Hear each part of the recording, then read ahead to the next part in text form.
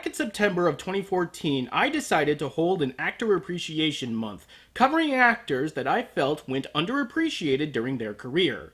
One of these actors was a man by the name of Tom Weiner, and to highlight his talent, I reviewed Sol Bianca The Legacy and his role as Gunther. But some recent information has come to light, and I feel we must all address it. Tom Weiner did not play Gunther. As it's too late to retract the episode, please indulge us as we attempt to correct our mistakes and explain why they were made. If you look at the ending credits, you realize that the Japanese voice actors are indexed with their characters' names, but the English voice actors aren't, so there's no way to tell which actor played what. Confounding matters is that a good number of these actors use their stage names and not their real ones. And right here, you can see the name Abe Lasser, which was one of Tom Weiner's pseudonyms. Thing is, Abe Lasser isn't on the list of credits in the episode's past 3, so he couldn't have possibly have played Gunther. Further complicating matters is that the proposed real actor by the likes of IMDb and Anime News Network, Michael Gregory, has a pseudonym that appears in the credits. This one here, Mike DeGard. But the problem is that this name appears nowhere on the credits for episodes 1 through 4, episodes with Gunther in them. So it could very well be possible that neither man ever voiced the character, or it could just be that one of them used different pseudonyms that we just don't know about. Sadly, this was just the Wild West nature of the business at the time. It's slightly better today because there's a more centralized media hub that can report on casting and other bits of production for those interested, but even with this technology available, we may never know who truly played the character. Which ties into the reason why there needed to be an Actor Appreciation Month in the first place, because the very few bits of history we did manage to record can be totally wrong. The best we can do is strive to do better and correct ourselves when we can. But there is still the issue of Michael Gregory, a seasoned actor who has been a part of many a seminal classic like Bebop and Trigun. That he's been confused for someone else as well is another sad bit of reality of the situation. But at the very least, we can honor the man and his work by taking a look at a role that he did do. I just wish it wasn't in the Castle of Cagliostro. No, not because the movie is bad or anything, it's a fun adventure movie that anyone would be proud to have on their resume, but because Gregory's contribution is minimal at best, because he plays the stoic and usually quiet Goemon. Making matters worse is that the talking points to be had at Cagliostro revolve around several big names, Lupin himself and Hayao Miyazaki. But at the end of the day, there are a ton of Hayao Miyazaki films we have yet to talk about, and we will, and the same thing can be said about Lupin, but we may never, ever get a chance to talk about Michael Gregory. And so, now that the opportunity has presented itself, all that's left to do is reach out and grab it. This is the Castle of Cagliostro. We join our intrepid heroes, Lupin and Jigen, pulling off a casino heist that would have left Danny Ocean rolling pennies. But it seems like their celebration is a bit too soon. What's wrong, Lupin? It's fake. Huh? This stuff is counterfeit. Top quality, too. Wait a minute. Snake? They're goat bills. No way. You mean the legendary forgeries? We ripped off funny money from the National Casino. Snake!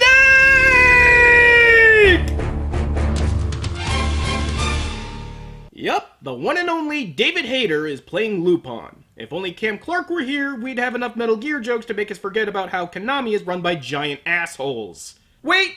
I take that back. Nothing can make us forget. That the bills are fake means little to the thief, as he now has a bright idea for his next take. Though I have to wonder why he feels like the haul was all for naught. I mean, if a national casino couldn't tell the difference between the real stuff and this, why should he care? Then again, how in the world would he launder all that money? You know what? Fuck it. It's Lupin. With a new plan, the two head off immediately to the fictional country of the Grand Duchy of Cagliostro, which I'm sure is just right next door to West Galliera, when suddenly... Huh? What the? Get in!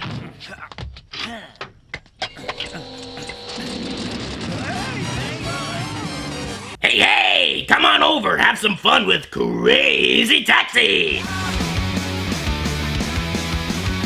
Talk about getting the lead out. It's not even 6 minutes until we get a high-octane car chase, complete with middle finger to every law of physics. Finally some excitement out here. Going up!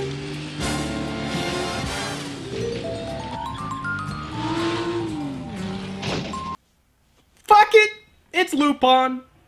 Jigen manages to take out the armed pursuers in a way that I'm sure was the inspiration for this particular moment from Cowboy Bebop, but it ain't over yet as the fleeing woman has passed out at the wheel. But Lupin does what he does best, make the save. Also, it might have been a sound technical design decision to put the wench to his grappling hook in his belt, but he still looks like he's jerking off here. Unfortunately, the goons regroup and manage to recapture the woman while Lupin was knocked out, leaving only her glove and ring behind. But that's enough for Lupin to formulate a plan. Well, I'll be damned. That's the boat we saw earlier. They docked in the old floodgate. The place is still the same. Are you telling me you've broken in there before? I tried to, more than 10 years ago, to uncover the secret of the goat bills. I was just a young punk back then. This is the gift that keeps on giving, I swear to God. We meet the Regent Count, who might as well be stroking a white cat wherever he goes, and he is none too happy that his prisoner/wife-to-be had escaped, but he's downright pissed when he sees that she has left her ring behind with Lupin. Sorry for the wait, gents. Ooh, delicious! Something sure has your attention. What is that? Oh, it's just an old ring I found. Maybe it's worth something. Oh, it's beautiful. That's the royal crest of Lady Clarice. Hello, Clarice. That was your one, movie. I thought both of you were here like everyone else who came to watch the wedding of Lady Clarice and the Count. I see. Well, that explains all the sightseers in this place. Huh. Dinner and an information dump. Only available at the Plot Convenient Bistro. Come for the exposition, stay for the marinara. And more exposition. Filling up on pasta and information, we end the scene with some good-natured perversion and a ninja attack. Oh,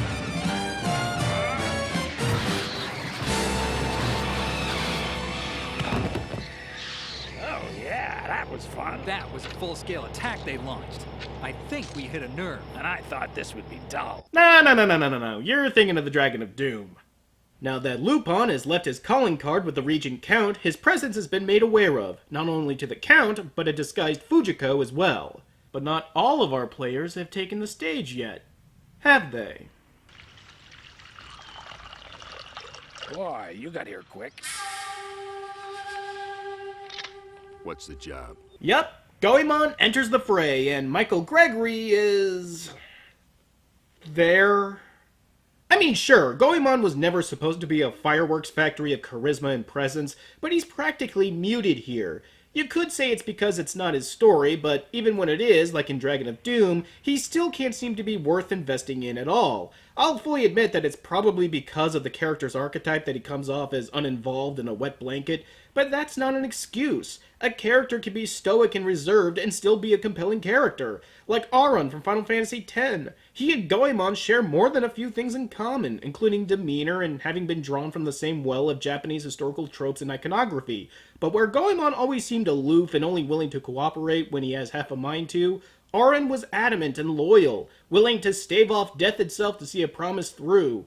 These are all admirable traits, and they enrich the character without betraying him. Not to say Goemon doesn't have his honorable moments or beliefs, but considering that they're all wrapped around a romanticized ideal of the Japanese samurai, he can only seem out of place in a then-contemporary story. Well, as out of place in a story with ninjas and princesses and castles, but you know what I mean. My point is that Goemon is characterized as uninvolved and taciturn, and while they succeed in doing so, it doesn't mean it grabs an audience's attention or empathy. Bottom line, when a character can do this...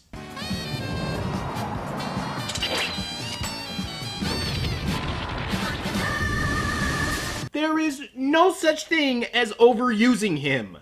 Sadly, what all of this means is that Gregory's performance will slip by you if you're not paying attention to it. All 14 lines of it. Yes, I counted.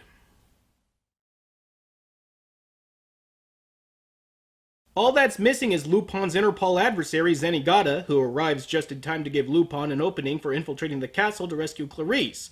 How exactly? By taking a page right from Face Off. It seems I'll have to have a little chat with His Highness. Attaboy, lead the way. Yep, he infiltrated the castle wearing an exact replica of Zenigata's trench-coated fedora, complete with flawless mask, underneath a neoprene diving suit. Fuck it, it's Lupin. And I mean that in the most sincere and loving way, because the film is chock full of those little flourishes that really accentuate the fun the series is known for, including elaborate booby traps and wonderful slapstick. And of course, more scenes of Lupin curb-stomping physics into the pavement so hard they come out the other side in China.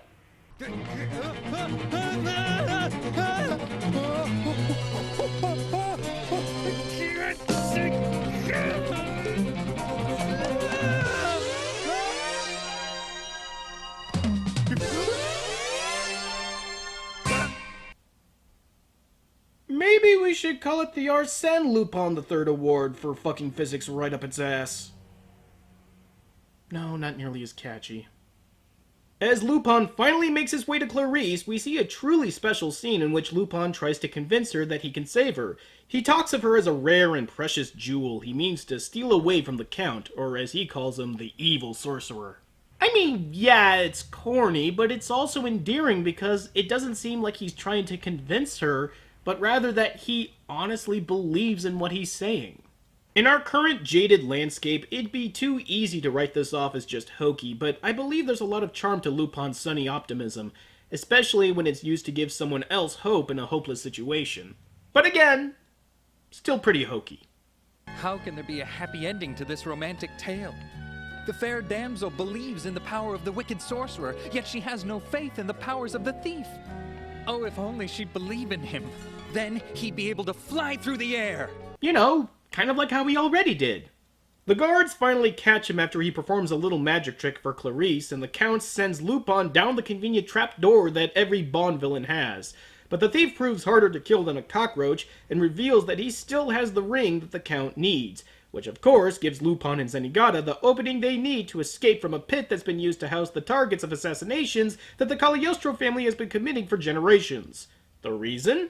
What? Don't remember the beginning of the film? The counterfeiting ring, of course! If there was one real problem with the movie, is that it sets itself up as a mystery over the location of the counterfeit bills, but when Lupin immediately goes to the castle under what he says is a hunch, only for it to turn out to be completely true, feels kind of weak. The bills come from the castle, just like we were told all along they did. This isn't even deserving of a robot chicken what the twist joke.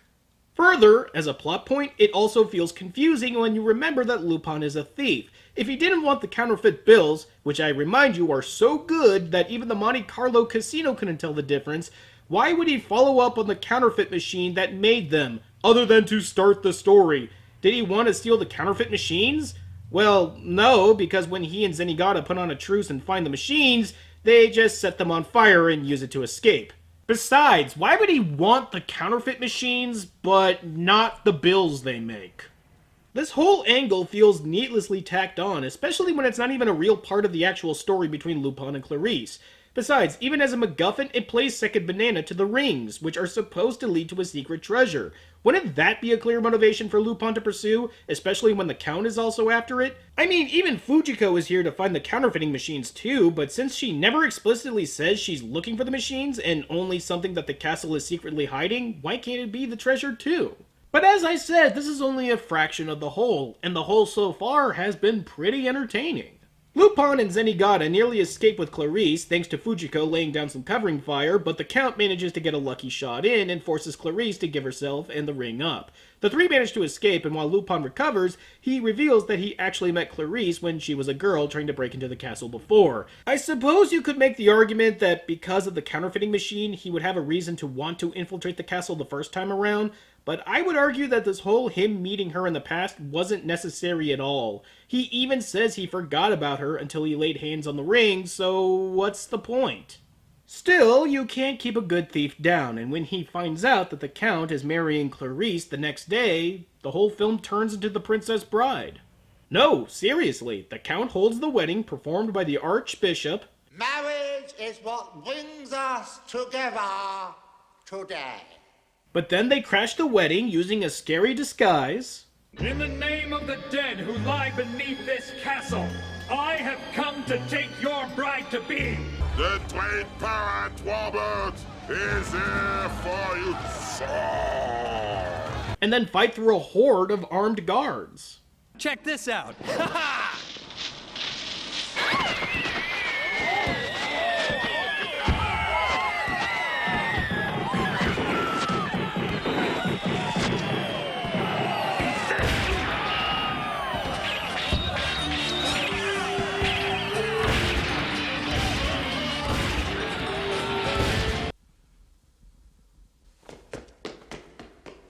Okay, maybe that last part wasn't as strong as the other ones, but still! It all comes to a head with Lupin and Clarice cornered inside a clock tower, and the resulting cat and mouse game is just fantastic. Look at all the moving parts and gears going on in the frame, and the fact that it's all used in a spectacular fight scene is just marvelous to behold. Even though the meeting with Lupin and Clarice inside her room was the emotional core of the movie, this is, by far, the set-piece scene that most will be right in remembering. With nowhere to go but down, Lupin makes a deal with the Count for Clarice's life, but since he's a down and dirty bastard, he cheats and sends the both of them tumbling to their sure doom in the water. Wait! No, they're perfectly fine. Because, fuck it! It's Lupin! Just desserts are served when the Count uses the rings to unlock the treasure, but causes the entire clock tower and aqueduct to crumble and winds up crushed because of it. And what is this magnificent hall that was hidden away for so many years? A hidden ruin that was flooded back during the fall of the Roman Empire. Why not? The only part that pisses me off is that the Count didn't live long enough to see his booby prize. But, I don't know. Did Miyazaki really direct this film?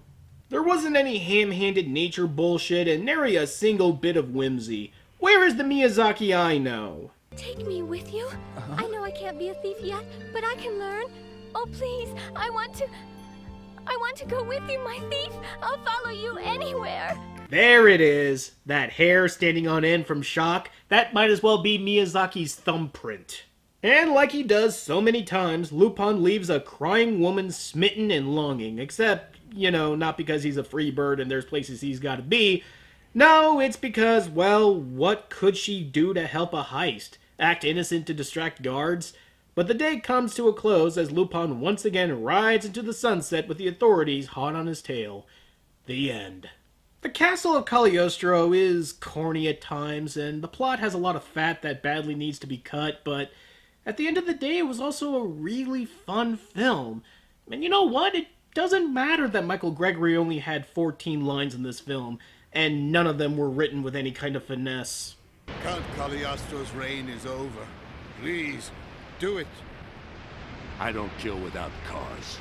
And it doesn't matter because if you had a hand in making something as awesome as this, then you can hang your head up high knowing your name is on the credits list. You know what? I'm pretty damn sure that wasn't Richard Epcar.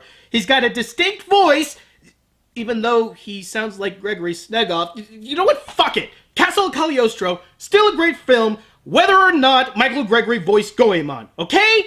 Got it? Good. Next time, some shitty anime, I suppose. God damn it, I hate this fucking shit.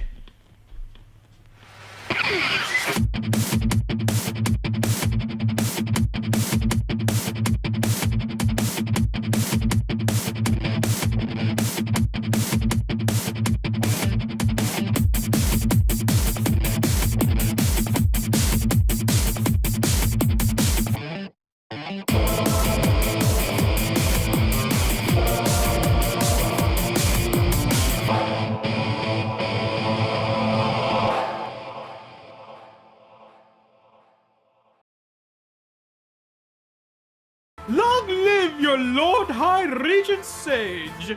Long live Benetopia!